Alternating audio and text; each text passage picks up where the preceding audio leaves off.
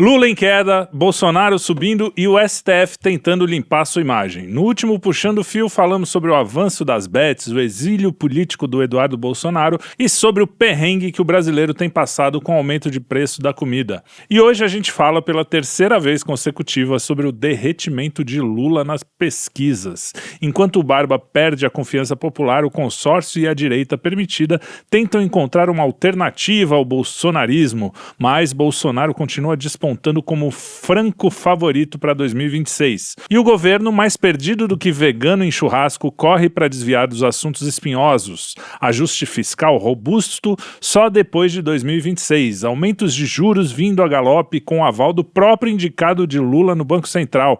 E no momento em que a carne do Brasil se torna luxo, Lula vai para o Japão para vender a carne brasileira e deixá-la ainda mais cara por aqui. Ele prometeu picanha, só não disse para quem, né? O STF, por outro lado, parece ter mudado de tom. Depois de semanas de pressão, o caso da manicure Débora virou símbolo e até ministros do Supremo passaram a divergir abertamente. Luiz Fux pediu vista, Gonet arquivou o processo do cartão de vacina e o ministro inominável, e também o da baleia, né? E o ministro inominável enviou alguns processos em regime fechado para prisão domiciliar.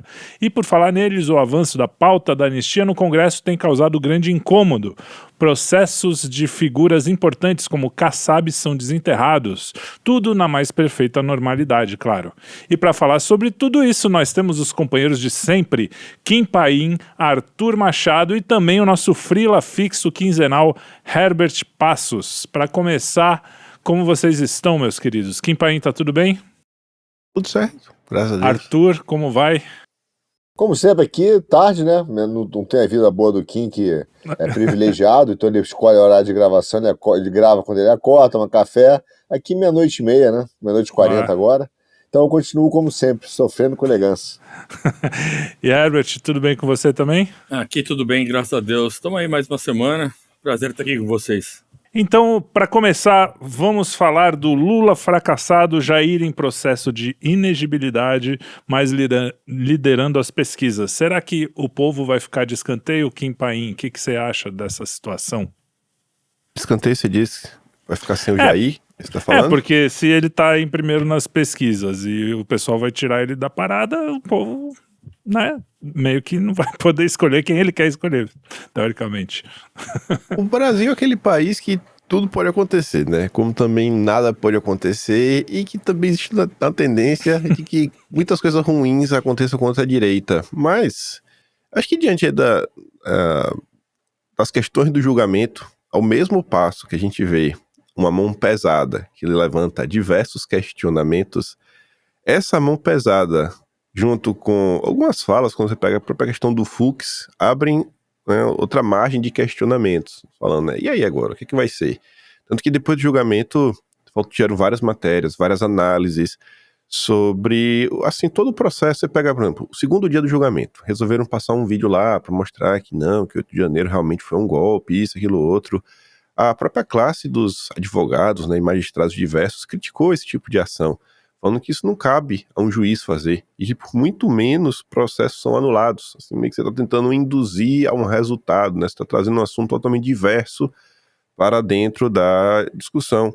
Um dos advogados de peso que fez críticas daí foi até o Sérgio Rosenthal, que está até na matéria do Financial Times, que o Arthur compartilhou, dando opinião para a imprensa, para Financial Times, que a minha surpresa, né, além daquele lero-lero de sempre, Bolsonaro, 8 de janeiro, isso, aquilo, outro, a turma também coloca, olha, agora por outro lado, a Suprema Corte vem sendo bastante criticada por causa disso, por causa daquilo outro, né, não chega a colocar, por exemplo, os argumentos da defesa, eles não conseguem ter acesso às provas na íntegra, mas você consegue achar, né, aquelas críticas de, olha, eles passaram do ponto aqui, pipipi, etc. Então vai se criando também, né, várias coisinhas passíveis de questionamento. Será que isso lá na frente vai fazer alguma grande diferença? Será que o fato dele estar sendo julgado na turma e não no plenário vai fazer diferença lá na frente? Esses elementos aí vão abrir margem pro pessoal falar, não, velho, pô, tem que anular, né? Tem que declarar nulidade nesse processo. Conhecendo a Corte Suprema, a tendência é que eles fiquem fechadinhos e votem conforme o relator. Mas, sabendo que é Brasil, e vai depender de movimentações internacionais, né? A ver como é que o establishment internacional vai se reorganizar, se vai ter algum tipo de, pressão vindo de fora para dentro, exigindo, né, que a democracia realmente seja respeitada. Eu acho que você pode ter algum tipo de mudança. A vida do Jair é fácil? Óbvio que não. Mas não dá também para falar que não existe essa possibilidade, porque realmente tem, né? Se fosse um país minimamente coerente... Previsível, né? O caso do cartãozinho foi anulado. O caso do cartãozinho, querendo ou não, é que deu base pro dia 8. Essa investigação do golpe do dia 8. Porque é meio que você consegue algumas coisas no celular, do e tudo mais, já naquele período. E se você pega as matérias da época, quando teve a busca e apreensão, a Lindora Araújo, que era vice do Aras, né, vice-PGR, ela foi contra, porque ela falava que careciam de documentos que comprovassem a necessidade de uma ação como aquela, né, elementos muito fracos, muitas conjecturas. Então você vê que a própria PGR da época havia com muitas reticências, e o caso acabou sendo investigado, e é um caso que deu caminho para outra. O pessoal comenta, pô, e essas provas aí, né, com a qualidade dela, mano, dá pra realmente ter essa materialidade toda, tem que declarar nulidade, de onde que vê essas provas? Aí tem a questão do Cid, do depoimento dele, até a Globo fez uma matéria aí, agora recente, depois do julgamento, falando que o Cid mudou pelo menos 5 vezes, mais ou menos, né? Tipo assim, umas alterações, e mudar mesmo de opinião pelo menos 2. Aí você fala, pô, tá dureza, né? Dureza, mas é contra Bolsonaro. Se fosse com Lula, Ave Maria, o Lula já tava, o julgamento já tinha acabado, já tava discutindo a indenização que o Lula ia receber. É como é Bolsonaro, né? A gente tem que ficar aqui olhando. E Herbert, conta aí, o que você acha? Existe essa questão da inegibilidade que... Inegibilidade. Cara, eu falei no começo normal, agora... Inelegibilidade. Vamos fazer o jogo da forca. Inelegibilidade. Ajuda bastante também o governo Lula, né? Parece que eu ouvi até o Kim falando no vídeo, deu uma estacionada na rejeição do Lula só porque mudou de assunto, porque as pessoas param de falar um pouco nos problemas do governo, que não são pouco, é isso mesmo? Não são poucos. Hoje tá difícil. Isso ajuda, né? Mas ele vem num despenque enorme, né? Isso que você falou faz parte. É a teoria do agenda setting. Né? Essa teoria foi criada algumas décadas atrás, que é a teoria do agendamento de mídia. Há um tempo atrás a gente não tinha internet, então a estratégia de muitas assessorias de imprensa era aprender a ocupar o espaço do jornal, da capa do jornal, da revista, ou seja, da mídia disponível, jornal, revista, rádio, você tem um espaço finito e você precisa ocupar. Depois, quando veio a internet, isso mudou um pouco, mas agora as pessoas, elas viram que essa teoria ainda se aplica de alguma forma. Então, sim, quando você consegue ocupar e pautar a mídia, embora a mídia hoje já não tenha, a mídia tradicional, que nós chamamos de tradicional, não tem mais aquela credibilidade toda, ela ainda consegue pautar o debate público, ela ainda consegue colocar o que está sendo discutido. E nesse sentido, sim, quando você consegue mudar os assuntos que estão nas manchetes dos jornais, você muda o que a sociedade está discutindo, e isso dá uma segurada na onda do governo. Agora, não está fácil para o governo, porque tem ainda um efeito contrário. Quanto mais eles batem no Bolsonaro, até a turma que quer um julgamento longo, né? Teve pessoal lá, amigo do governo, e falou, não, puta, seria legal o julgamento ser longo, porque aí vai desgastar o Bolsonaro, né, para não sobrar nada dele. Só que o que acontece? O Bolsonaro, ele tem alguma antifragilidade ainda, e tem um outro fator que vai além da antifragilidade, né, que é aquele que quanto mais bate, mais forte fica. Sim. Tem outro fator que é a percepção do público sobre as pessoas que não gostam do Bolsonaro.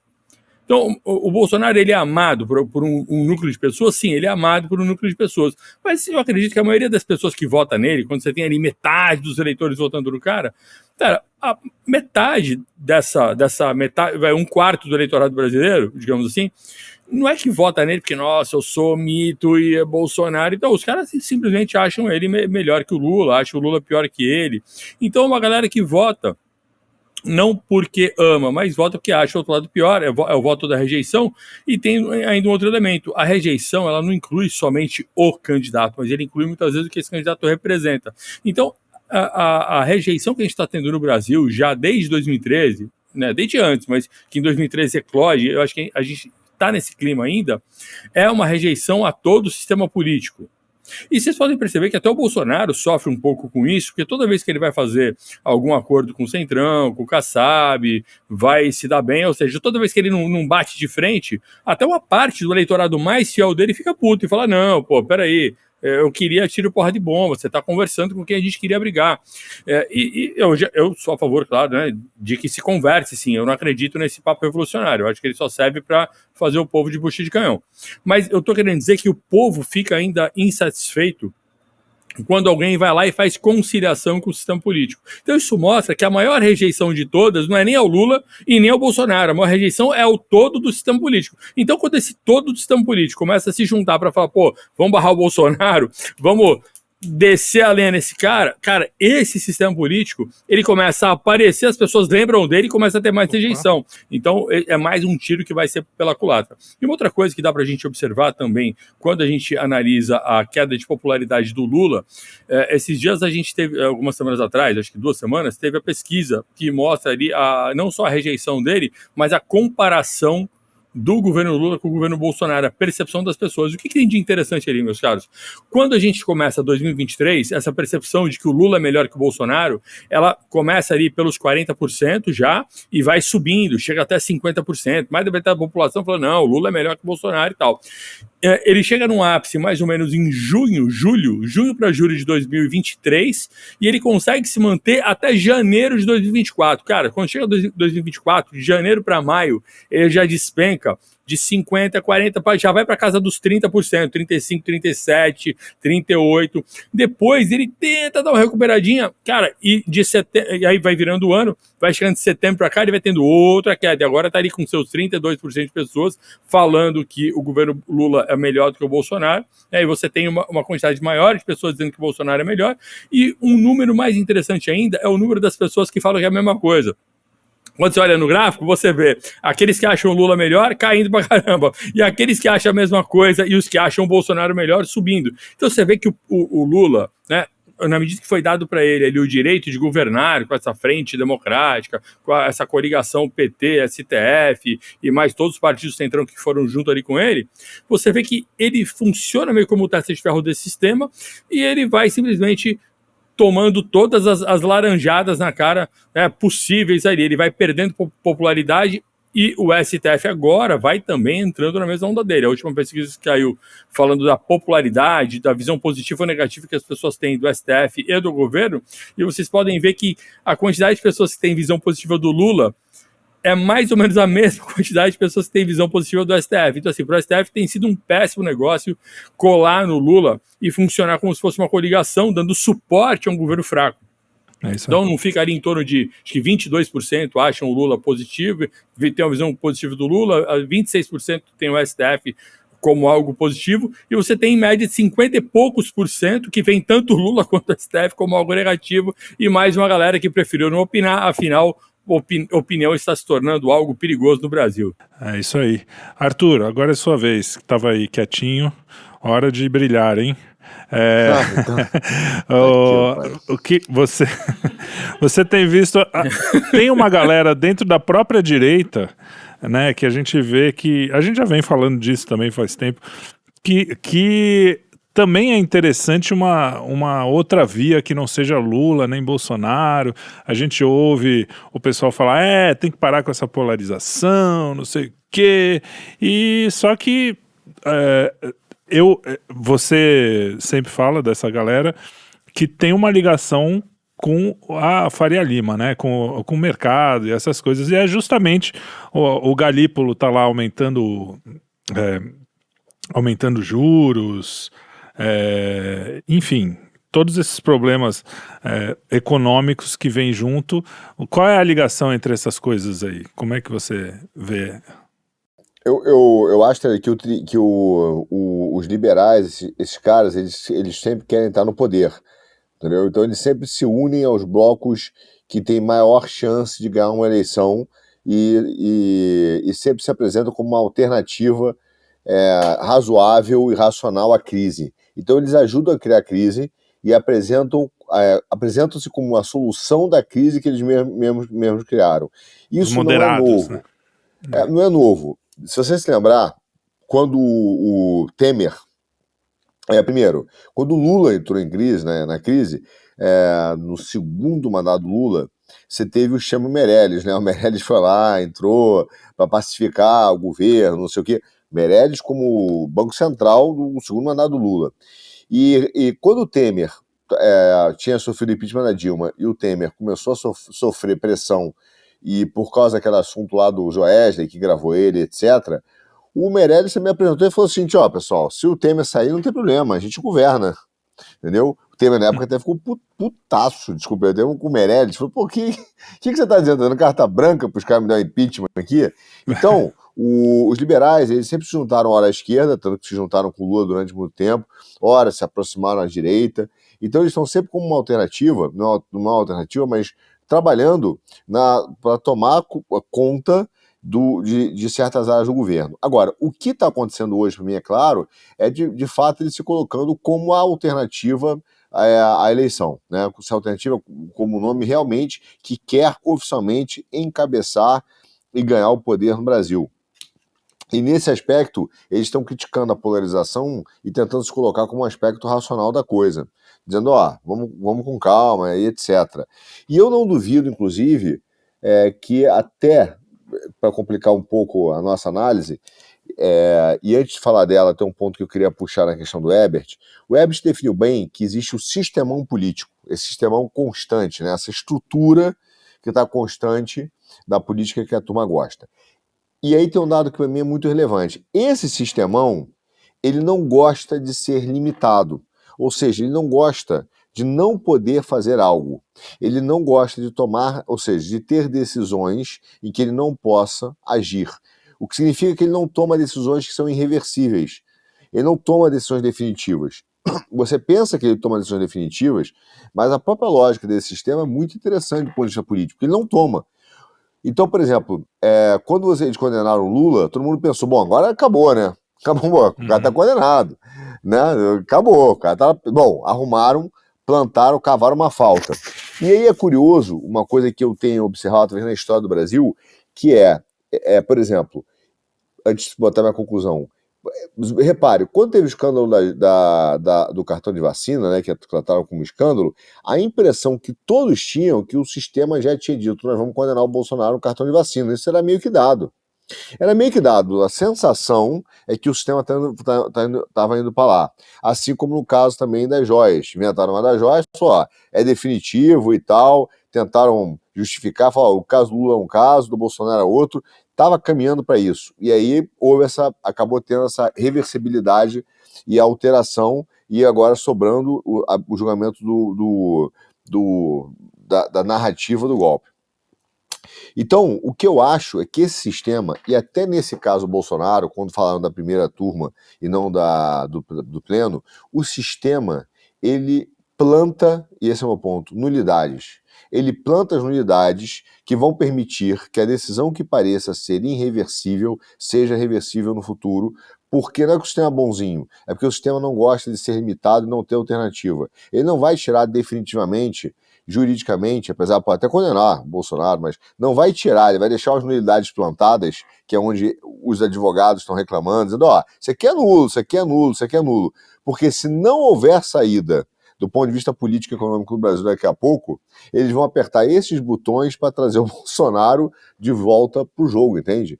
Então, todo esse sistema, para mim, ele hoje, ele tenta utilizar o contexto para sua própria sobrevivência. Agora, os liberais estão se apresentando hoje como uma solução no mundo. Eles estão dizendo, olha, eu posso solucionar o problema que eu mesmo criei. Tá? Agora, o que acontece no nosso caso? Eu acho até que eles podem tentar, eu não estou dizendo que é um acordo óbvio assim não, tá? É dizer o seguinte, algum momento, condenar o Bolsonaro, mas também propor uma anistia geral, para dizer, vamos zerar o jogo aqui, então a gente libera a esquerda, libera a direita, vamos zerar o jogo, vamos acalmar e eles aparecerem como os grandes pacificadores do Brasil, que é uma conversa que já tem surgido em vários lugares. E com lugares essa palavra mesmo, né? Com essa mesma palavra, eles têm usado, pacificação. Galera da esquerda, nós vamos perdoar vocês aí, direita, tá todo mundo perdoado, agora acalme-se, deixa a gente governar. Então, quando começa a surgir isso em vários lugares, e um lugar que me chamou muita atenção foi o Múcio. O Múcio, que é da... Múcio é meu amigo do jiu-jitsu. O Múcio, que é grande Múcio, um dos maiores árbitros do Brasil de jiu-jitsu. Mas, enfim, o Múcio, que é o de defesa, ele foi no Roda Viva, e ele lá no Roda Viva, ele fala, galera, tá na hora de pacificar. Então, começa a ter esse negócio. E aí parece pra gente que quando o governo está falando dessa pacificação, significa que eles percebe que eles exageraram? Sim. Percebe que está tendo uma satisfação popular? Sim. Essa questão do Financial Times que o Kim falou, que saiu de notícia, não é uma matéria super favorável ao Bolsonaro, mas ela bota pontos que mostram que os caras reconhecem que a satisfação é grande, que tem algo que não vai sair bem.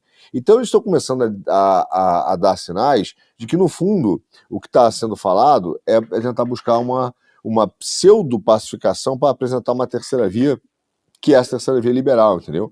E nesse sentido, o número de barberagens jurídicas que estão sendo feitas, me parece que não são feitas à toa, estão sendo feitas para deixar aquelas nullidadezinhas ali plantadas, como sempre deixaram em vários lugares, vários momentos, para que quando for conveniente o cara apertar aquele botão. Porque o sistema em si, ele vai lutar pela sua própria sobrevivência, e esse é o ponto, acho que eu concordo com o Ebert, e se for necessário apertar os botões para que as coisas permitam que ele continue sobrevivendo, entende? Agora, a Faria Lima hoje, os liberais, eles têm um discurso evidente e claro de que querem ser uma alternativa ao poder e virar ao poder. Tanto é que tem uma coisa muito curiosa, muito curiosa. Se você for na página do Ministério Público Federal, no Twitter, por exemplo, ou da Procuradoria-Geral da República, eles basicamente, não vou dizer que eles comemoram, porque é um exagero, mas eles noticiam que são eles que apresentam as denúncias contra todas as pessoas do 8 de janeiro. Entende? Então, o Ministério Público denunciou, apresentamos denúncia. Hoje, por exemplo, semana passada ou semana anterior, quando teve a condenação, até tirei um print aqui, das 16 pessoas do Supremo, ele fala, Ministério Público, o Supremo condena a pedido do Ministério Público, e quando você vai ver as pessoas que estão lutando contra a estrutura das pessoas que estão injustamente lá condenadas contra esse pseudo-crime do 8 de janeiro, só se fala dos juízes, mas não se fala de quem denuncia. Entendeu? Uhum. No máximo se fala do Gonê. Mas toda a estrutura do Ministério Público apoia isso.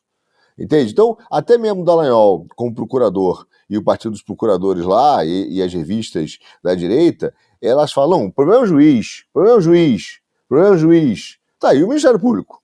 Entendeu? E o Ministério Público tem apoiado essa tese. Porque é só não apresentar denúncia. Só vai falar, cara, isso aqui eu não vou apresentar. Aí eles falam, não, mas é que eles se submeteram à estrutura dos juízes. Parte disso é verdade, mas tem uma questão que os caras se submeteram à estrutura do juiz, mas se submeteram à narrativa imposta também.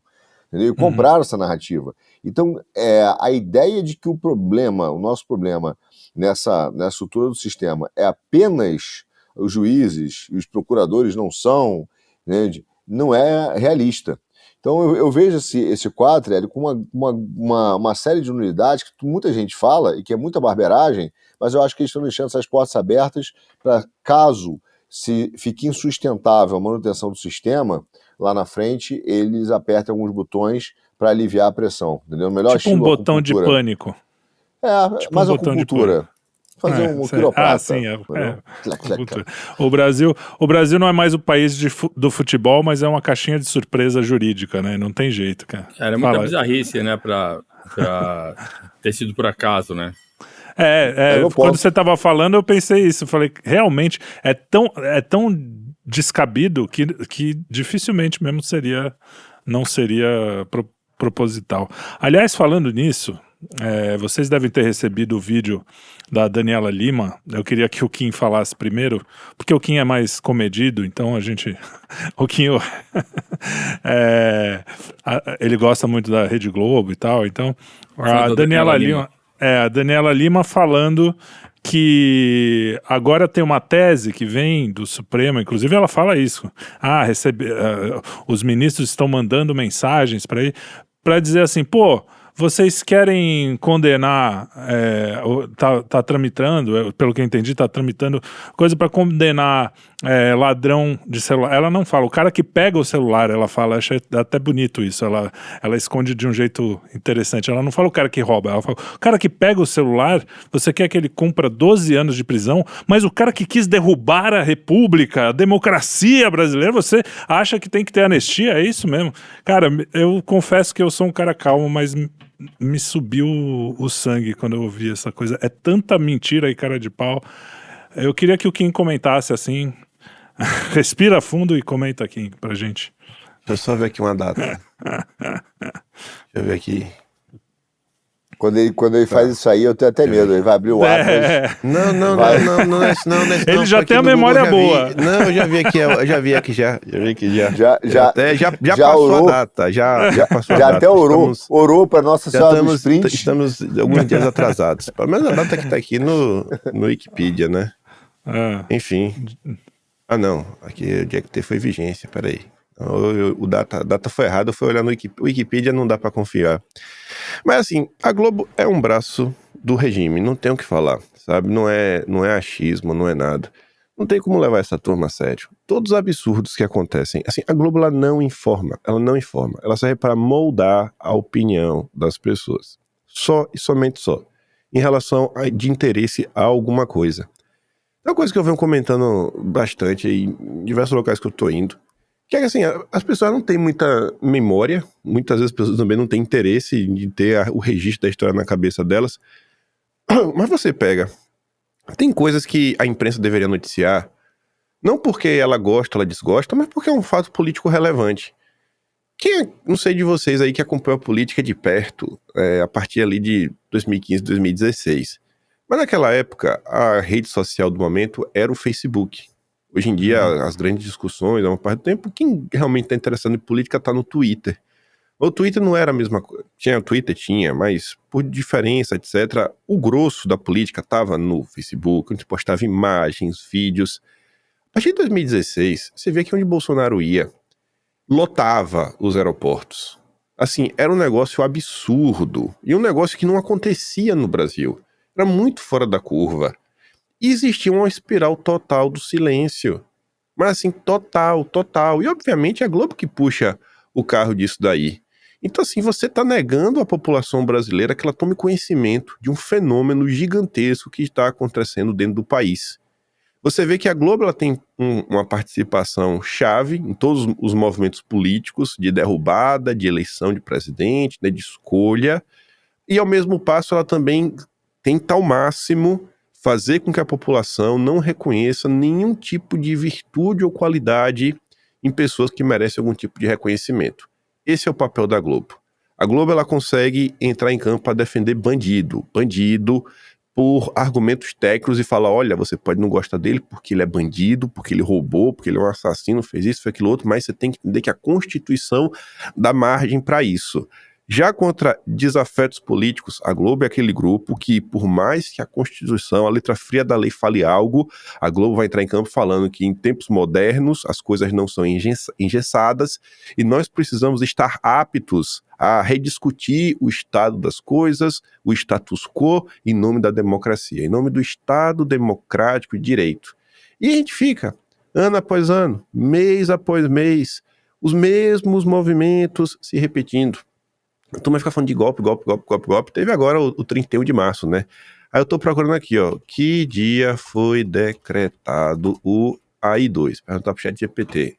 27 de outubro. Pronto. Eu vou agora começar a celebrar no Brasil 27 de outubro. A gente deveria ter como data, assim. Porque foi o verdadeiro contragolpe, né? Tem que esquecer o 31 de março. O 31 de março foi o golpe da Globo, golpe do Estadão. Assim, eu realmente acho um absurdo. Hoje, com o conhecimento que eu tenho hoje, eu não consigo compreender como um veículo desse segue aberto. Porque essa galera que fala assim, não, olha só, Bolsonaro estava tramando um golpe de Estado. Aí quando você vai ver o golpe de Estado que o Bolsonaro estava tramando, e o que eles dizem que foi colocar em prática, que foi o 8 de janeiro, você dá risada. Qualquer pessoa com o mínimo de conhecimento. Já quando você pega os Marinho, em especial aí, o melhor exemplo é o Mesquita, né, que é a turma do Estadão, porque esse daí fez questão de confessar. O cara confessa que ele passou 2 anos tramando um golpe. 2 anos. Escolhendo até ministro. Bolsonaro é um trouxa. Sabe nem dar um golpe direito. O cara tava lá, não, a gente vai colocar fulano, vai colocar cicrano, estamos aqui fazendo reunião na minha casa, trazendo militar, fazendo isso, fazendo aquilo outro. Assim, é de um absurdo sem tamanho. Aí essas pessoas que não só fomentaram, mas deram golpe de Estado e comandam o Brasil até hoje, querem acusar os outros que estavam lá nos Estados Unidos, em Miami, de dar golpe, e ainda sai o tempo todo em defesa de uma bandidolatria sem fim. Você vê que não existe uma discussão real, que foi o que você puxou do vídeo da Daniela Lima, uma discussão real para resolver a questão de segurança pública. Segurança pública sequer é assunto na imprensa. A imprensa ela só vai comentar uma coisa ou outra quando é muito fora da curva. E é só para comentar, olha, o Brasil tá ruim, viu? O Brasil tá ruim.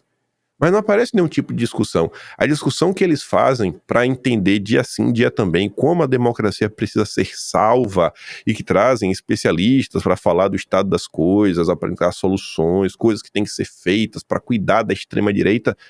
Não existe isso para segurança pública, não existe isso para infraestrutura, não existe isso para nada. Nada. A imprensa hoje, ela tem como único papel colocar uma coleira no povo e deixar o povo controlado. Não faz nada, povo. Fica calado e continue reelegendo as mesmas pessoas. Se não for o Lula, a gente tem outro nome para vocês em 2026. Na hora certa a gente conta. Mas ninguém que queira aí fazer frente a esse sistema pode ser levado a sério. E ela vai fazer todo o seu papel, né, com muito empenho, para garantir que tudo dê errado. Essa é a imprensa no Brasil. Não tem muito como revoltante, não se né? revoltar. Quando você vê aquelas pessoas presas, né? Você está falando, o presidente, o Bolsonaro estava em Miami e aí não tem nenhum indício. Mas vamos falar, tirar até o Bolsonaro da jogada. Aqueles caras que estavam naquela praça lá fazendo arruaça, e estavam mesmo fazendo alguma arruaça. Pô, qual é o poder que aquele cara tinha de derrubar um governo? Isso qualquer pessoa consegue ver que não tinha. A Débora cabeleireira não tinha o menor poder de derrubar o governo. O Clezão não tinha o menor poder para isso, né? É surreal os caras terem a cara de pau de falar, como assim você não acha que ela merece 14 anos de prisão? Ela estava tentando derrubar o governo, um governo democraticamente eleito. Cara, a cara de pau é tão grande, enfim. Vamos passar para o Herbert, então. Curioso é que essa comoção, como a que eu tô tendo agora, mas tem vindo o Brasil inteiro meio que sentiu um pouco, pelo menos a temperatura subiu em relação à anistia,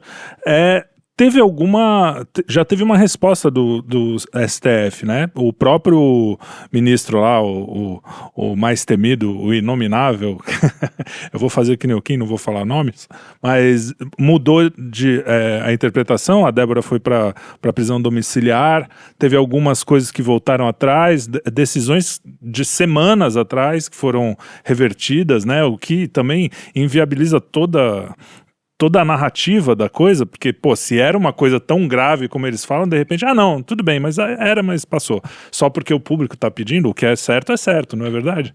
Então, como que você vê essa mudança de postura até do STF? Você acha que é definitivo ou é só para baixar a temperatura e tentar seguir o jogo? Eu acho que eles estão tateando um caminho, né? Porque antes dessa Débora ter sido mandada para casa, Felipe, foram 9 pedidos feitos para que ela pudesse ir para casa, né? Aí do nada, pim, né? No 10ª vez que pedem, pode ir, né? E aí você tem a PGR se manifestando a favor, e daqui a pouco já aparece aquela turma do Prerrogativas falando, olha, vamos estender esse benefício aí para todas as mulheres. Cara, elas são presas há quase 2 anos, ou não, há mais de 2 anos, né? Mais de 2 anos. Pessoas são presas preventivamente. Cara, e o que me chama a atenção é porque a prisão preventiva por longo prazo, sempre foi uma crítica muito forte da esquerda. Fala, nossa, Exato. Como é que se prende as pessoas 2 anos, né? Então, até pegando esse vídeo da Daniela Lima, que você comentou, dessa discussão do STF, de perguntar como é que a Câmara quer votar 12 anos de prisão para quem faz receptação de celular roubado. E para quem rouba também. Isso, para quem rouba. Então, eu achei essa bola muito, muito boa. Né? Eu gosto bastante dessa conversa, porque o que acontece? Eu acho que o pessoal da direita precisa refletir, sim, sobre esse negócio de vamos resolver tudo punindo. Por quê? Porque, cara, num país onde ninguém fica na cadeia de verdade, onde todo mundo sai na audiência de custódia, onde tem milhares de benefícios, qual é a diferença efetiva, né, de aumentar de 4 para 11 ou 12 anos o tempo de prisão por lei daquele sujeito que rouba ou que recebe um celular roubado? Primeiro que não faz sentido isso, porque a lei já não funciona direito, né? Segundo, que eu pessoalmente acho a pena excessiva. Porque, veja, a pena precisa ser proporcional ao dano. Então vamos imaginar o seguinte, você está saindo na rua, tá? Vamos criar uma nova unidade de medida para a gente avaliar. Só a título de exercício retórico. Exercício teórico. Você saiu na rua, aí cola lá um malandro a fim de tomar uma cervejinha e fala, aí, ô cara de artista, me dá esse celular. Aí você, pum, perde o celular. Tá bom, beleza. O prejuízo que você tem? Você tem um prejuízo material do valor do seu celular. Você tem um prejuízo maior por conta de toda a informação que tem nele e tal, não sei o quê. Ok. Cara, se você fosse transformar o seu sofrimento em tempo de prisão para ser equivalente o mal que esse cara te causou, tá, ainda fosse dar um pouco a mais para ele, para que servisse assim de lição para ele não repetir. Cara, quanto tempo esse cara teria que ficar preso? Ou se você tivesse que, sei lá, transformar isso a pena, em vez de ser tempo de prisão, fosse tapa na cara. Vagabundo tá roubando, tapa na cara. Tá, quantos tapa na cara tem que levar um cara que rouba o celular na rua?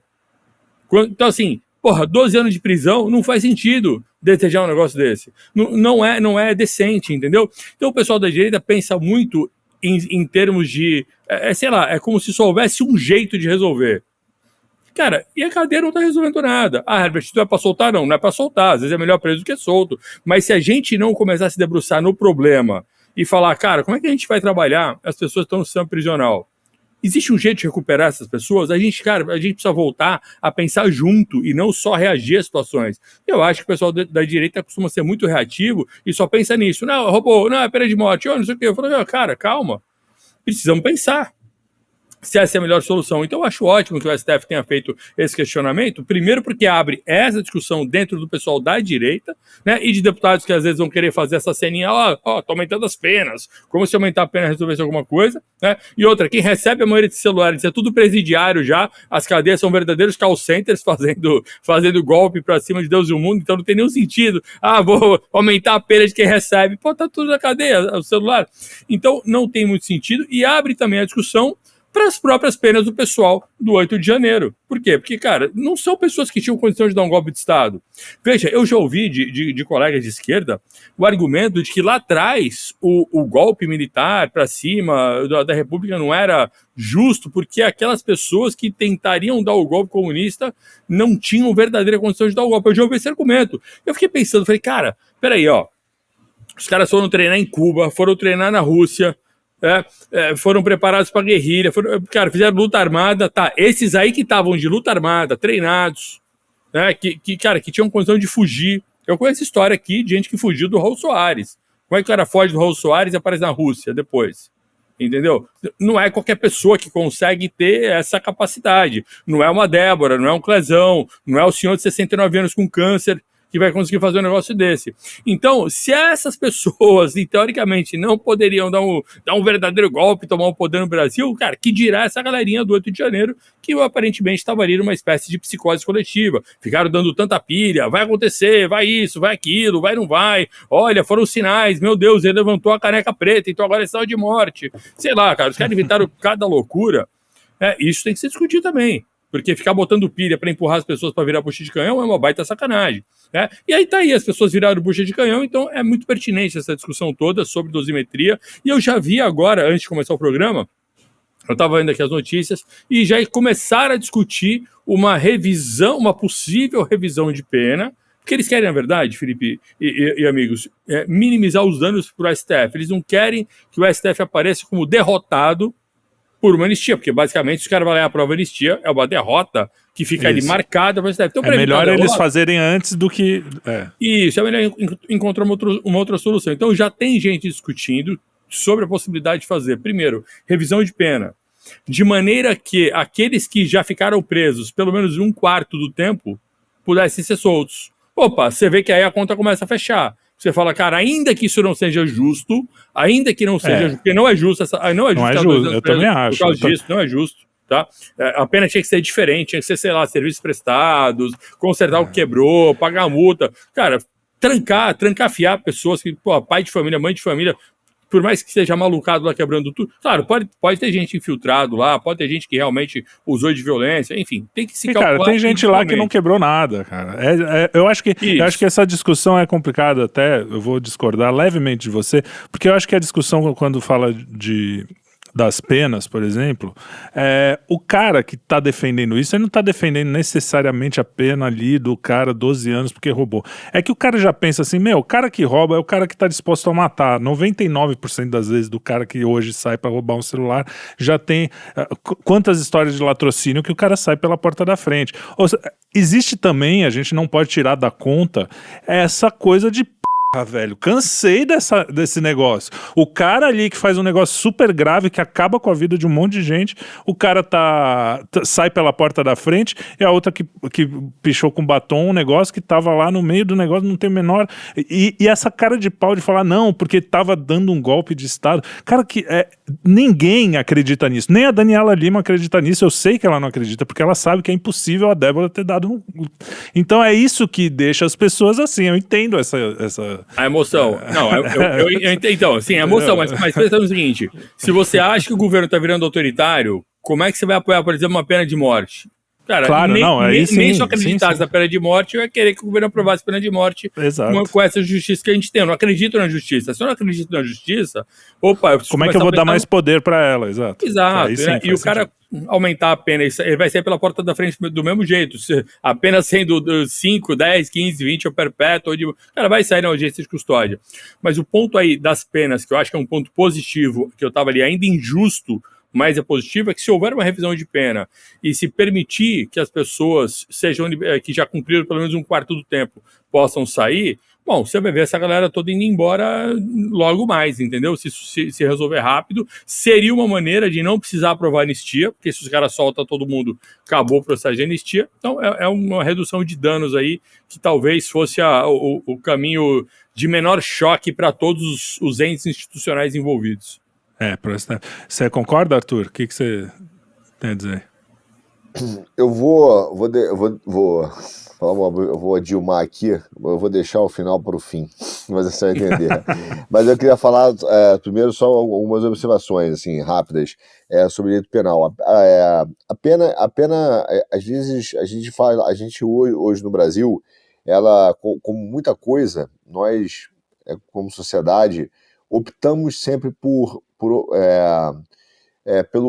opinar, né, sem conhecer. E isso não estou falando de nós aqui, estou falando realmente dos próprios políticos e da forma como as coisas são feitas. Então, nós optamos há muito tempo por uma ideia de um populismo penal, entendeu? Que é essa história de qualquer coisa eu vou te prender. Isso, se você vê, inclusive, discussões, volta e meia no Instagram tem. Primeira coisa, você vê um cara gritando na rua, um grita, o juiz fala assim, eu vou te prender. Aí o cara, outro lá, que achou que o cara foi racista com ele, falou, quem vai te botar na cana sou eu. Então, assim, a sociedade brasileira, ela passou muito rápido das soluções de conflitos sociais para a prisão. Agora, eu vou te prender, eu vou te matar, uma coisa meio tribal. Verdade. Isso reflete muito o nosso tribalismo. E esquece que a função da pena, do ponto de vista teórico, pelo menos que eu tento me lembrar aí do pouco que eu estudei de direito, né? Mas ela tem a visão, sim, retributiva, é verdade, preventiva e reeducativa. Ela tem 3 finalidades, na teoria mesmo, no direito. A gente esquece delas, como o Everton falou, da reeducativa, esquece da preventiva e pensa muito na retributiva, né? Mas ela tem essas 3. E, ao mesmo tempo, eu vejo que o Brasil ele opta e tem optado, e isso vem do Prerrogativas também, para, nessa questão das penas, para uma política de desencarceramento, mas muito voltado por uma teoria abolicionista, entende?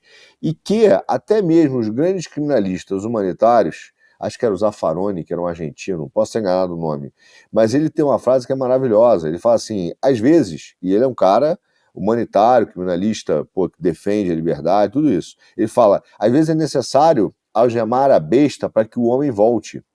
E essa é uma frase muito boa, porque às vezes é necessário enjalar a besta para que o homem renasça. A besta tem que morrer. Quer dizer, o que ela está dizendo é que essa besta que assassina, que mata, que é incivilizada, que às vezes tem que ser enjaulada mesmo, para que o homem, o ser humano ali possa voltar e florescer.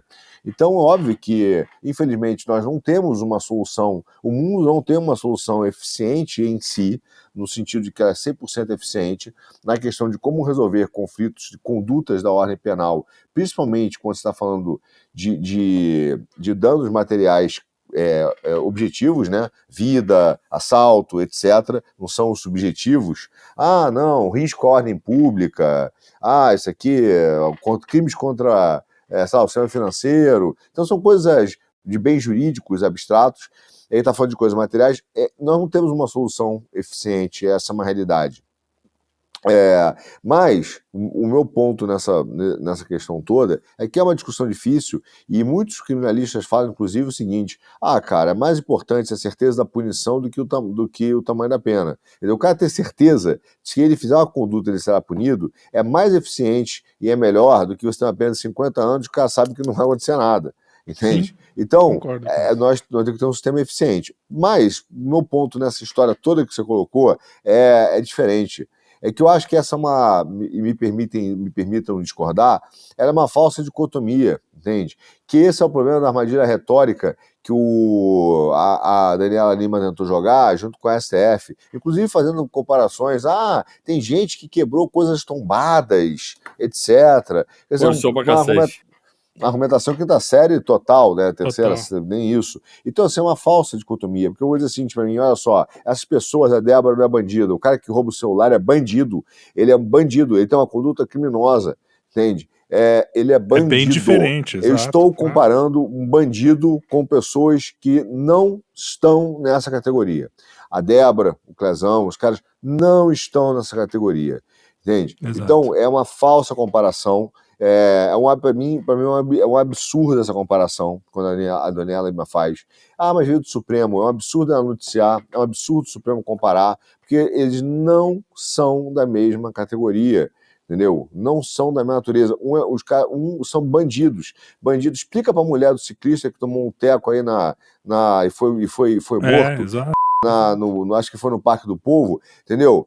Que o marido dela morreu, que é um celular, e o cara roubou porque o outro vai fazer uma mera receptação, entende? Uma mera receptação do celular, entendeu? Então, enquanto na verdade não é isso que acontece na prática. Então, nós adotamos uma espécie de populismo penal para os dois lados. O Supremo hoje, ele, de fato, ele tem uma simpatia em um humanitarismo, um cuidado muito grande com todos os tipos de conduta que tem a ver com roubo, assalto, homicídio, tudo que é bem material. Ele tem uma preocupação humanitária impressionante, entendeu? Agora, quando você vai para um outro lado, o Supremo aparece sendo super justiceiro, implacável, né? Implacável e ainda mais quando se trata da questão política ou até mesmo empresarial. E isso tem para mim uma questão maior, que envolve aqui, sem puxar a sardinha para o meu outro programa, mas a Geoeconomia, que é um movimento global que é o seguinte: está se trocando, por exemplo, quando você chega na imigração no mundo, está se trocando a imigração boa pela imigração de bandido, estuprador, entende? E esses caras estão entrando nos países e criando caos. E aí vem a ideia de seguinte: o mundo está ao caos, precisamos fazer uma ordem que restabeleça uma nova Constituição, mas que estabeleça a ordem. Então, isso está acontecendo no Brasil. Se você olhar, o pessoal está todo sem paciência, que volta e meia o governo federal está tentando jogar Não, os estados não são capazes mais de cuidar da segurança pública. Temos que torná-la um problema federal. Vamos acabar com a polícia militar e vamos fazer a federação. Não é verdade. O nosso problema na criminalidade, por exemplo, é reincidência. Chega para o policial e fala: claro que eu combato a criminalidade. Eu prendo o cara todo dia. Mas não adianta nada. Eu prendo, solto. O mesmo cara. O mesmo cara. Tem um cara com caras com fichas recorrentes, entendeu? Olha, a realidade é que as prisões brasileiras viraram portas giratórias. Tinha que ter aquela porta giratória de hotel. O cara entra, sai, fica ali rodando. São portas giratórias. Porque simplesmente não existe, de fato, um sistema que combata a criminalidade. E para mim existe um motivo disso. O motivo é que eles querem mesmo. Existe um determinado momento em que o aumento da criminalidade, da violência contra o cidadão, mesmo que seja à custa, não é do seu lar, da vida das pessoas, ela é útil para um projeto maior. Isso que me parece. Ela é muito útil para um projeto maior. Entendeu? E essa comparação da Daniela Lima, ela é feita covardemente, comparar naturezas e condutas diferentes, completamente diferentes. É um absurdo comparar a Débora com um ladrão, com um criminoso do celular. Tá? É uma falsa retórica. Para discutir, vamos discutir a pena de dois criminosos aqui, não são comparáveis, entendeu? Isso é um absurdo. Até porque... por si só. Desculpa, quer terminar? Não quero te interromper, porque reclamam que eu falo demais aqui. Não, fez bem. Mas, até porque a própria Globo, há menos de 10 anos, estava defendendo Black Bloc, cara.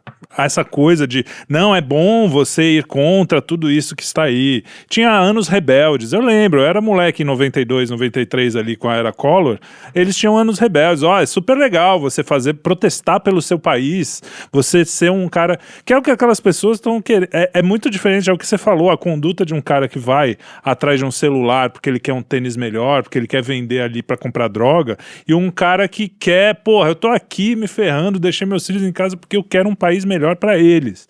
É revoltante. E aí você vê a Globo e a imprensa em geral falando coisas, dando a notícia do Kassab. Agora eu queria que o Kim falasse um pouco isso. Olha só, trouxeram de volta o processo do Kassab aí para pressionar, como se isso fosse assim, trouxeram de volta o negócio do Kassab para pressionar, dia normal, assim. Cara, isso é uma interferência tão absurda, velho, tão absurda, que você fala assim, isso não pode ser normal. As pessoas, um órgão de imprensa não pode tratar isso como se fosse uma coisa, te pegamos, hein? Vamos fazer você... Vamos te chamar de caçabista, hein, ô Felipe? Ainda vamos falar. Depois dessa... Pois é. Vamos fazer um corte, dizendo que você estava defendendo exatamente. Não, e, cara, é o que fizeram com a... Vamos pegar a Le Pen, vamos pegar de outro país. É a mesma coisa, o Kim estava explicando o que aconteceu com a Le Pen lá hoje, de manhã, num vídeo que eu vi hoje. Aliás, hoje é terça-feira, para quem não sabe, vídeo de terça-feira do Kim. Cara... O que estão fazendo com a Le Pen lá é a mesma coisa. Você tá muito à direitinha, à extrema-direita aí, vamos tirar você da jogada. E é no mundo inteiro, bicho. E a gente não pode achar normal isso. E aí, é por isso que querem calar a internet. É por isso, porque só pela internet a gente sabe o que está realmente acontecendo. E eu já tô falando demais mesmo. Vai lá, Kim, fala aí o que você quer falar sobre essa história. Você já resumiu tudo já. Você tem que acrescentar. Que eu tô puto. Os caras pegaram um processo que tá tramitado e julgado, aí volta pro Supremo, mas não tá tramitado e julgado. Vai voltar pra quê? Vai reabrir a investigação? É isso? E aí você vê que os jornalistas falam, olha, esse processo aqui do Kassab aí é um aviso, hein? E não é só pra ele não, é pro próprio Centrão como um todo. Pensem bem aí, né, se vocês vão querer apoiar ou não a questão da anistia. Esse é o Brasil. Assim, onde chantagem, né? O absurdo. Pois se normalizou o absurdo. E as pessoas tratam isso com a maior normalidade do mundo. Você olha pra imprensa hoje, não tem ninguém. Assim, na verdade, não vou botar ninguém. De quem escreve na imprensa, assim, o único... Só que o pessoal já nem... Assim, eu digo assim, o pessoal da imprensa meio que cria uma espiral de silêncio. E não existe nenhuma repercussão dos textos desse cara no restante da imprensa. Que é o Guzzo, que escreve no Estadão ainda. Sim, sim. Mas, assim, a galera finge que ele não escreve lá.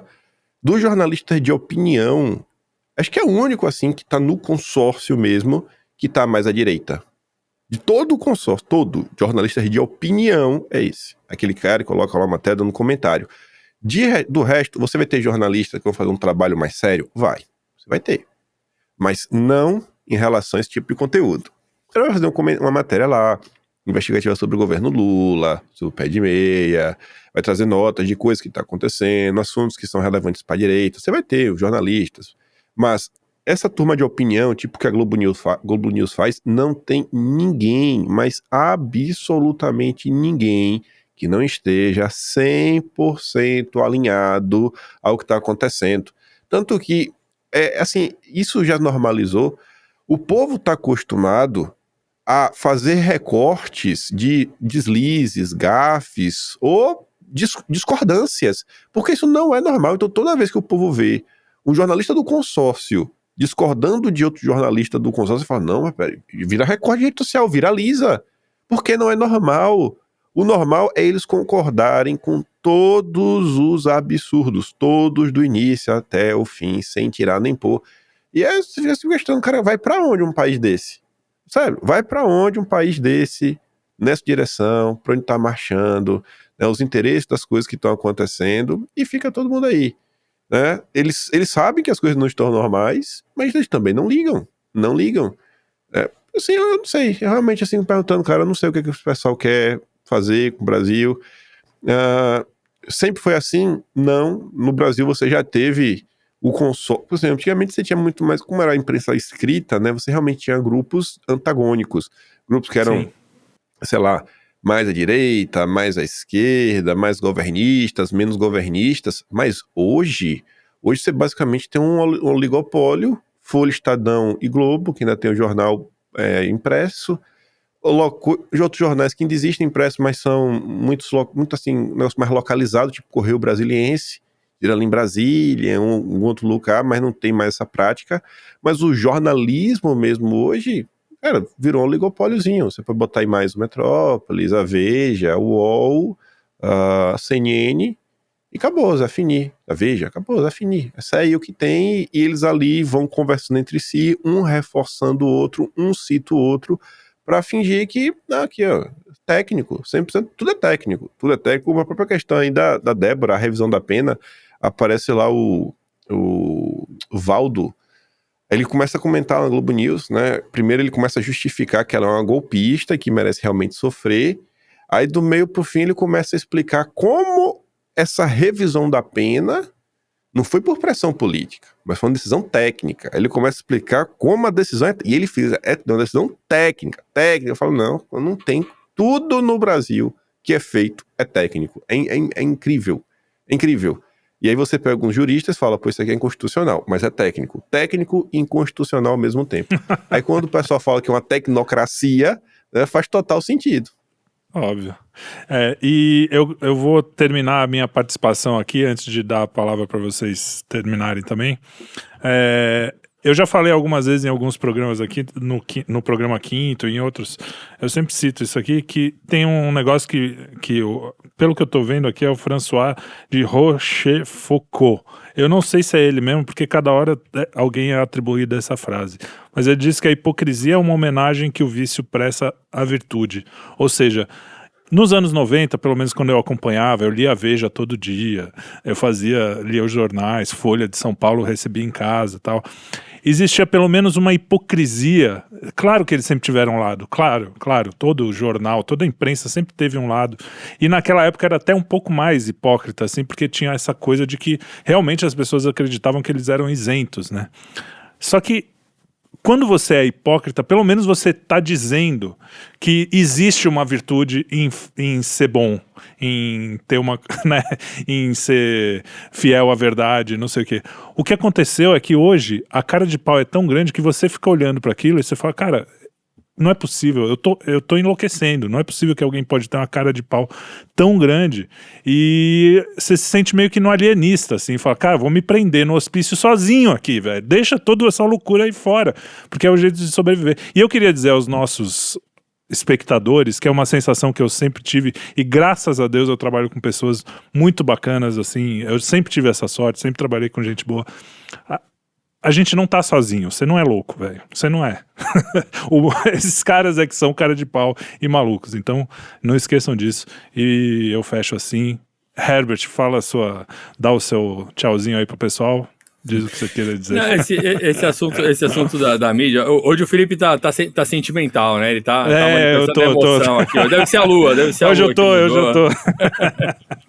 Normalmente eu sou mais comedido. Mas o que você fala, cara, você falou de anos 90, né? Anos 90 foi minha primeira faculdade, que foi comunicação social com habilitação para jornalismo. E eu me lembro claramente dos meus professores, todos eles eram, todos não, mas 70% eram militantes de esquerda assumidos. Sim. E eles davam aula ensinando como fazer militância dentro do jornal. Ou seja, você tinha que ter um lado, você tinha que construir com a tal da imparcialidade, né? Mas a imparcialidade era só, de fato, uma capa, né? Você tinha que defender o oprimido. Então, toda aquela visão marxista que foi correndo durante o século XX, tudo, cara, isso tudo foi, de fato, introjetado no campo da educação. O pessoal da esquerda fez essa militância com muita competência.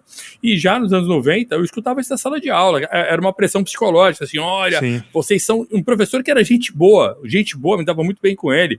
Ele falava assim, olha, vocês são 7% da população que tem acesso às universidades, ou seja, você tem uma obrigação social de retribuir isso aí, né, usando bem a sua caneta. Ele fazia uma analogia que não era por acaso que o super-homem, na sua profissão civil, era um jornalista, né? E aí eu sempre fiquei com isso na cabeça. Eu falei, cara, é um negócio meio ridículo, porque o cara acha que é um super-herói porque ele tá com a caneta, mas no máximo, ele é um maluco que usa cueca por cima da calça, usa capa vermelha e acha que pode voar. No máximo é isso. E tanto que, quando eu entrei lá, eu queria, na verdade, fazer relações públicas, né? Mas acabei pegando vaga no jornalismo, que eu achei que ia ser mais fácil de trabalhar naquele momento ali de juventude. Mas quando eu entrei ali, eu tive certeza que eu não trabalharia como jornalista de mídia, justamente por causa disso, porque o clima todo sempre foi de muita hipocrisia, de você fingir imparcialidade, mas ter um lado, você fingir que é contra os poderosos, mas trabalhar na mídia dos poderosos. Então, assim, era tudo. Eu falei, cara, não dá pra ficar nesse ambiente aqui, eu tenho certeza que isso aqui não é pra mim.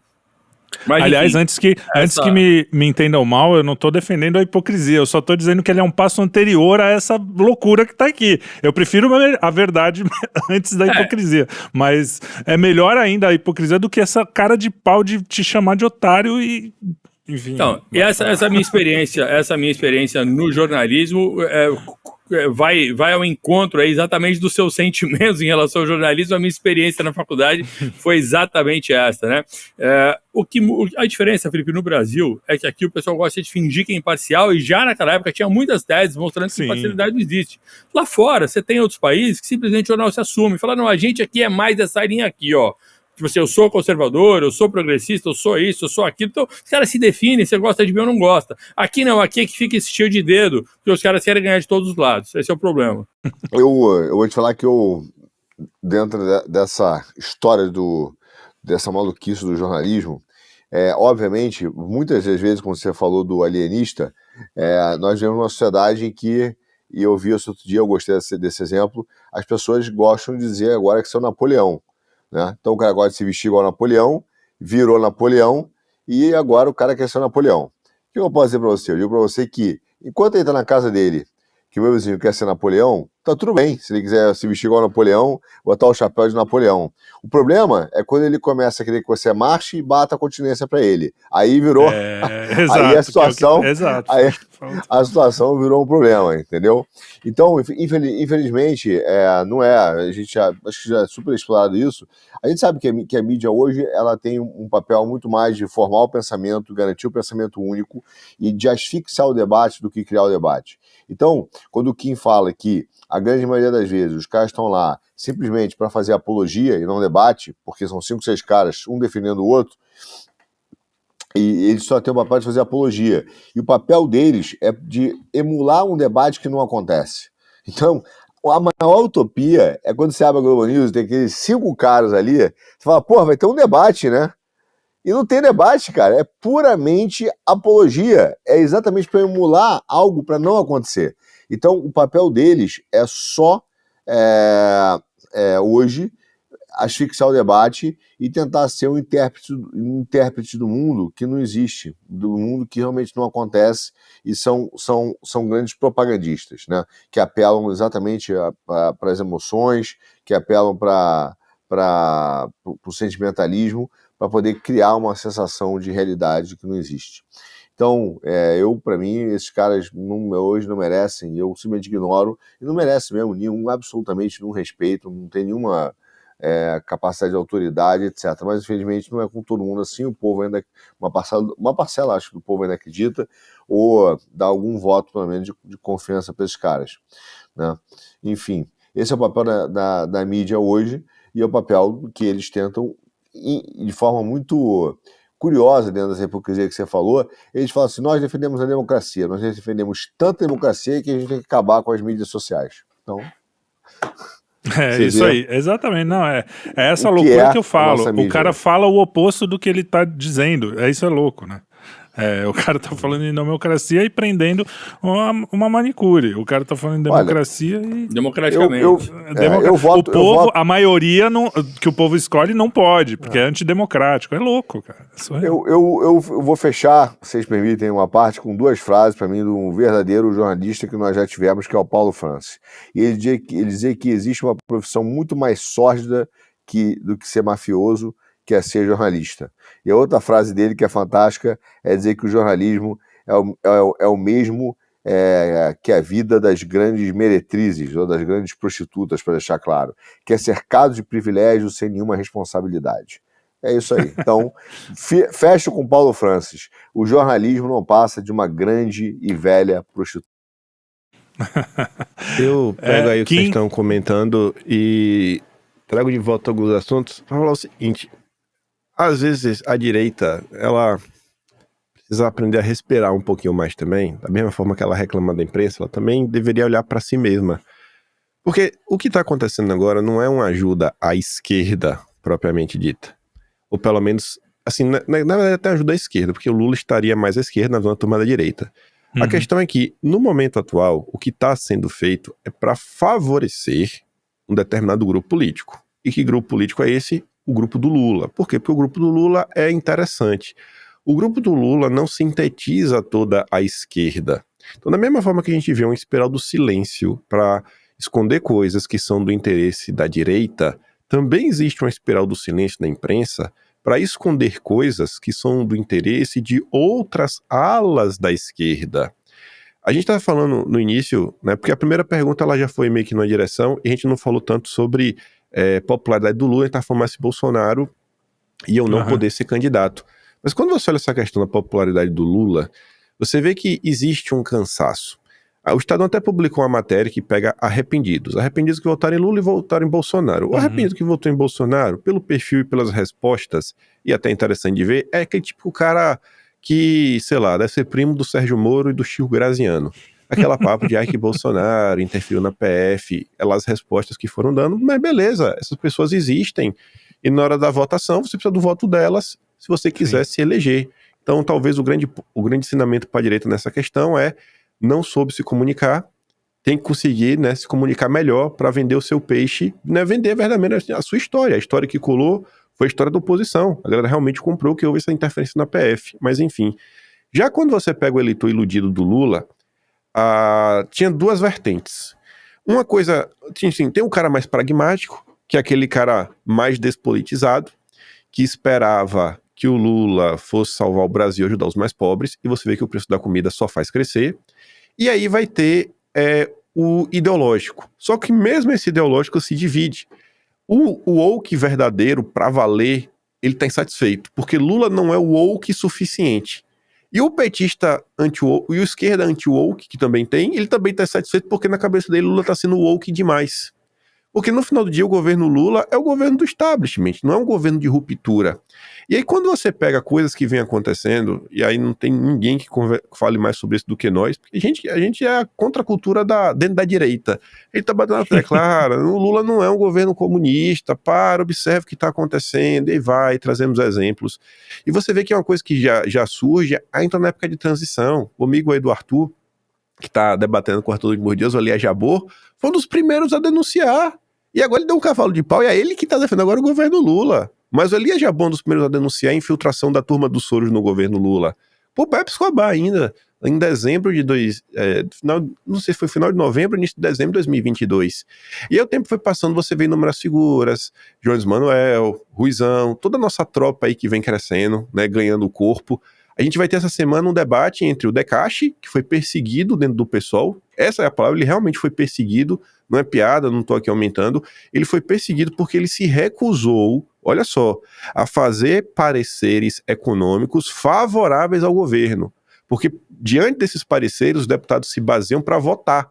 E aí o Decache era o cara, aí você tem que dar mérito para ele, que em abril de 2023, quando a Haddad veio com o arcabouço fiscal, ele falou, cara, isso aqui é ruim, isso daqui vai dar errado em todos os aspectos possíveis. Não vai conseguir sanar a questão do déficit, não vai ter nada. É uma maluquice isso daqui. E tava lá. Então era esse tipo de trabalho, né, de parecer que não queria. E aí o grupo majoritário dentro do PSOL traiu o grupo minoritário com mais ideológico, um alinhamento mais àquela esquerda raiz, e perseguiu o cara. Agora o Decache vai estar debatendo com o Alberto Cantalice no Inteligência Limitada. E não é aquele teatro das tesouras. Existe realmente uma ala na esquerda que prega abertamente uma ruptura com Lula. Essa semana eu estava vendo o Nil Dorix, professor, não sei se é a Revolução Socialista ou a Revolução Brasileira, um negócio desse. E ele tá falando, 2026 não é voto branco, não é ficar em casa, é 0-0 e confirma, voto nulo, não tem como a esquerda, como a Revolução andar com o Lula no poder. O Lula tá jogando contra. E ele fala, o Lula é um serviçal dos bancos. E ele não é aquele cara gritaria. É professor, né, de faculdade federal, tem um jeito de falar. Eu que tô botando assim de uma forma que foi porque ele é até louco, ele está explicando. Ele comenta quem é Gabriel Galípolo, de onde veio, o histórico dessas pessoas, trata questões técnicas em relação a questões econômicas.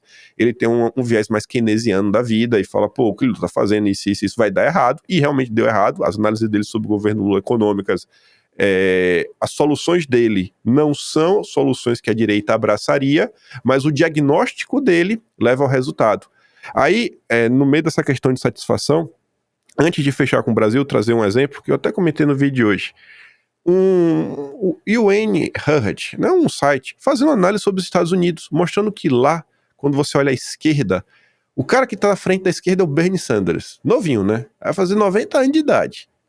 Cara, o cara tá com 90 anos, né, liderança. Cadê a juventude? E aí o texto mostra que a juventude cansou da esquerda pro lado de lá. E tu vai no protesto da Tesla, tem mais idoso do que gente nova, sem nenhum problema. Mas não deveria ser assim.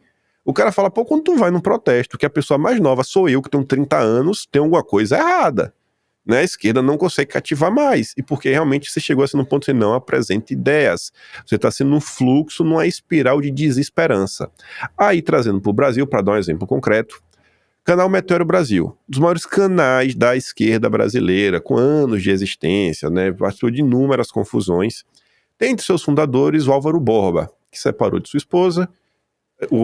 Ela ficou lá com o Meteoro Brasil, ele foi embora, tá passando por uma redescoberta interna.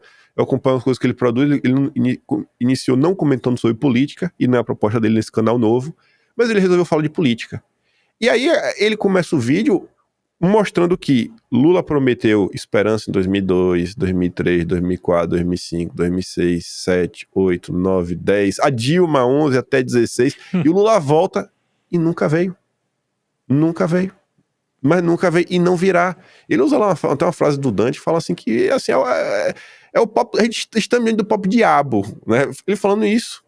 Então assim, você vê que vai se alastrando essa esquerda que realmente tem uma certa base ideológica, que não militante woke maluco, o Thiago dos Reis, que é só um louco mesmo, alucinado pelo Lula, né? Você vê que os caras falam assim, mano, não dá mais aí. Não dá mais, não dá mais. Então, assim, essa situação que a gente está no Brasil hoje é uma situação catastrófica. É assim, o sistema tá realmente assim, ó, vamos chegar em 26 e talvez conseguiremos finalmente realmente tomar o poder como um todo. Porque o plano era ali em 2018 tomar o poder. Aí veio o Bolsonaro e atrapalhou. Era o plano, não é um achismo. O plano era, pô, a gente vai tirar a Dilma e a gente vai conseguir. Aí teve o Wesley Day, que aí deu uma atrapalhada lá, né, na vida do Temer. Aí os caras achavam, pô, tinha a Alckmin com muita estrutura, Henrique Meirelles, a campanha mais cara de todas. Não, agora a gente vai. Aí veio lá o maluco do Bolsonaro, tomou a eleição do PT. Aí os caras conseguiram tirar Bolsonaro agora, em 22, estão criminalizando o Bolsonaro, e agora estão aquela, né? Agora, em 26, a gente vai conseguir. Você vê que eles trabalham todos os dias para tentar procurar um nome à direita totalmente democrático, de diálogo, flexível, que vai seguir toda a ortodoxia econômica do mercado livre, das novas práticas de sustentabilidade, alinhadas às melhores práticas ESG, da economia de baixo carbono, e que vai manter o Brasil no buraco, sem sair do lugar. E aí é o mesmo processo que você vê na Europa, que você vê nos Estados Unidos, a perseguição contra soberanistas, pessoas que têm assim, um projeto de nação, vê que a nação ela é soberana, ela deve seguir ordens de organismos supranacionais, né? Fala, não, cara, o Brasil tem que fazer o melhor que é pro Brasil, devia estar explorando a margem equatorial, que o Lula tá conseguindo aí, né, sabotar até, parece que ele vai conseguir sabotar mesmo. Vai acabar o mandato, a gente não vai ter exploração da margem equatorial, nem o início do processo. Então, assim, olhem para essas coisas que estão acontecendo no Brasil, mas olhem de mente aberta, para você poder realmente entender, não analisar as coisas com viés de confirmação. Não, o Lula é comunista e fica repetindo isso, sabe, ad eterno, comunista, gente, as coisas mudam, sabe, não dá para explicar tudo como se tudo fosse o Foro de São Paulo, tudo fosse a desinformação russa, sabe, pelo amor de Deus, até para o Arthur não ficar sendo atacado o tempo todo, né? Não pode ser tudo a informação russa. Mas é sério, velho, a galera tem que amadurecer um pouco mais, porque quanto mais caótico é o cenário, mais parcimônia e inteligência esse cenário vai requerer, né? Não dá pra agir igual um maluco sair gritando, né? Não é questão de xadrez 4D, mas tem um pouco mais de lucidez, sabe? Calma, respira um pouco, não sai comprando qualquer coisa, a bomba urgente. Normalmente nunca é bomba, nunca é urgente. Quase nunca é bomba urgente, quase nunca mesmo. Então assim, o pessoal tem que botar um pouco mais o pé no chão, começar a pensar em coisas um pouco mais estruturantes, mais realistas, porque o cenário, por mais caótico que seja, ele é bom no sentido eleitoral, porque existe uma avenida grande a ser percorrida. E não tem carro, não tem engarrafamento. Porque não tem ninguém aí apresentando nada. O Lula não está apresentando nenhuma solução. E o povo tá ávido por esperança, por projeto. Então eu falei, cara, você tem que conseguir se comunicar melhor, mostrar melhor as coisas. Não dá pra ficar só nesse embate de sempre, repetido, liberdade de expressão. E mais uma vez, não é que liberdade de expressão não seja importante, tá todo mundo vendo o que tá acontecendo, mas você não pode esquecer da eleição. Você não pode esquecer que existe aquele eleitor que acha que Bolsonaro deu risada de quem estava sem ar. Estava com Covid. Você pode tentar... Exato. Você vai ter que ainda explicar que Bolsonaro, na verdade, estava reclamando do Mandetta e falando que a pessoa deveria ir para o hospital antes de faltar ar. Essas pessoas existem, elas estão aí e elas contam na hora da votação. E não só para presidente, como para deputado federal, deputado estadual, essas Senado, outras eleições governo, também, Senado, claro. E essas pessoas são maioria. Então cabe às pessoas mais engajadas fazer o trabalho que só elas podem fazer, que é falar com as pessoas que estão fora da internet e despolitizadas. E para essas pessoas comuns conseguirem fazer o seu trabalho bem feito de convencimento, elas precisam de material. E esse material sai da mão dos políticos, que infelizmente até o presente momento ainda carecem de apresentar as soluções que as pessoas querem ouvir. Então os políticos da direita, eles têm que começar esse processo. Porque se eles querem ser eleitos, eles têm que falar por que eles precisam ser eleitos. Não é só porque eles querem combater o Lula e a liberdade de expressão. O povo está com fome, o povo está com medo, né? O povo está sofrendo. Quais serão as soluções para isso? 1º de janeiro de 2027, a direita vai voltar. E aí, vai fazer o quê? Não é só... No ponto que as coisas estão no Brasil hoje, não é só deixar de roubar. Ajuda. Mas do ponto que as coisas estão hoje, gente... O buraco é muito mais embaixo, com essa economia cada vez mais globalizada, com mercados cada vez mais abertos, competindo com o consumidor brasileiro. A mesma carne que você quer comer, o chinês quer comer. O mesmo café que você quer tomar, o mundo inteiro quer tomar. E você ganha, sei lá, olha o seu salário em dólar, olha o salário... Pois é, 2 pessoas em dólar, porque hoje o mundo está dolarizado. Então, pensem muito bem, e cobrem dos políticos da direita, né, por esses caminhos, esses projetos, essas ideias, para vocês conseguirem fazer o trabalho de convencimento. Mas aí não dá audiência. Falar sério não dá audiência, entendeu? Qual o problema? Exatamente. Eu acho que esse é o desafio. Não, esse é o desafio. O desafio é pegar justamente essas nossas figuras mais famosas, cara, e botar para discutir tema sério. Pode zoar, pode lacrar, pode falar bobagem também, que é legal de vez em quando, mas, pô, é preciso tratar esses temas, né? E aí, a gente vai simplesmente exportar tudo e o preço aqui sobe e fica por isso mesmo? Enfim, se a gente não... Cara, a gente perdeu a noção de bem comum. Essa que é a realidade, né? Um dos problemas do mundo liberal é que, na medida em que ele cria uma solução para que a gente pare de brigar por causa de religião e outros temas, e pare de ter perseguição política, a gente vai, sem querer, caminhando ao longo dos séculos para um outro lado. Um lado onde a verdade é toda relativa. Então, imagina, para você sustentar uma sociedade, você precisa ter valores compartilhados. Só que na medida que você fomenta isso que a gente está chegando numa espécie de ápice, espero que seja o ápice, que não suba mais do que isso, ou melhor, não desça mais do que isso, dessa cultura woke, onde cada pessoa pode ter sua própria verdade, né, onde você tem uma política que é feita com base nos desejos privados, ou seja, a ética pública vai ser definida a partir do desejo privado de cada um. Cara, não tem como sustentar uma sociedade dessa maneira. E isso as pessoas de direita, conservadores entendem, e até mesmo o pessoal de esquerda também entende. Só que não entende isso é o pessoal mais progressista da linha woke mesmo, esse progressismo maluco, esse aí não compreende. Então, cara, essa forma de fazer sociedade transforma todo mundo numa mera massa de um monte de indivíduos, uma massa fragmentada. As pessoas estão ali e elas não se identificam mais com a sociedade da qual elas fazem parte. Não tem valores compartilhados, tem só loucura. Então, isso existe predominantemente na esquerda, mas o pessoal de direita, se não tomar cuidado, cai nessa também. Então, enfim, são assuntos sérios que estão pano para manga, e acho que a gente vai ter bastante a pauta aí para ao longo do ano. Para quem sabe, inserir coisa mais séria, né? E convencer os amigos a tratarem disso também. A frase que você queria... completar aqui rapidinho, o que o Caps falou, é só bem rápido. Quando os eleitores, cara, começam a ver, e esse é um problema mais pesado, porque não é só o político, mas quando os eleitores começam a ver a política como entretenimento e show business, cara, tudo se transforma em performance teatral, e aí vira esse negócio. O cara que é eleito não é o cara que tem substância para discutir as coisas do país, mas é o cara que é o cantor, é agora... Aquela atriz pornô agora do OnlyFans lá, falou que a mãe tá Urashi. Não. É uma que tinha ser Andressa... Andressa Urach. Falou que vai se candidatar a deputado federal, entendeu? Então, esse porque tudo virou entretenimento, esse negócio, virou um Big Brother. Então, os caras se divertidos, então eles acham que a política virou entretenimento.